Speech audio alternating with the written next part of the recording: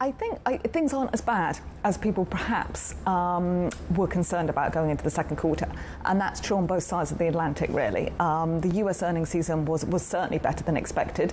Doesn't mean it's brilliant. Earnings still were down year on year, but people expected going into this for them to be down 9%, and they're actually only down sort of 4 or 5%. So a bit of a surprise to the upside there. Not huge, but a bit of a surprise. And in Europe too, earnings surprised just slightly to the upside. We reckon about 1% on an equally weighted basis. It's not an amazing season, but not that bad. So earnings were okay, but revenues were a little bit underwhelming, I understand, in terms of the number of beats. And we all know how this works. You know, everyone beats, they've having called it down lower, but the revenue beats were lower than hoped for stateside. But here in Europe as well, I think everyone was looking at the number plus whisper number, they always do, and the outlook as well. So, okay, great news. Things weren't as bad as feared on both sides of the Atlantic. But in terms of the outlook, are we expecting it to come down the pipe as people get used to these higher rates? Yeah, look, I mean, there were some profit warnings before going into this season, 2 or 3 weeks before, particularly from, say, the chemical sector in Europe.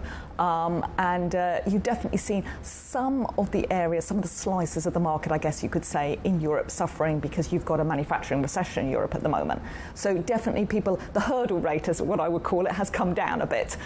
So people, the beat, to the extent it was a beat, was just beat to quite a low hurdle rate, I guess you could say. But yeah, look, if I'm going forward from here, the outlook is, I would say, not too bad, but not exceptionally strong growth either at the moment, which is exactly, of course, what central banks have been looking for. Central banks have been raising rates in order to get, not a boom, but some weakness, some slowdown in growth, but not a collapse. Some of the companies held the line when it came to pricing power at this point. So even though demand was fading, they continued just to try to pass on some of those higher prices down the line to some of the customers. Doesn't that start to fall away as an element where they can rely on in future? Yeah, I mean, I do think that sort of margins held up so well in the last sort of 18 months, much better than anyone expected. And this has been part of the problem in a way, because what is consumer price inflation if not companies passing on higher prices to consumers? So if you want to bring that down, either you need to cause a big collapse in growth, or you just need those margins to come down a little bit.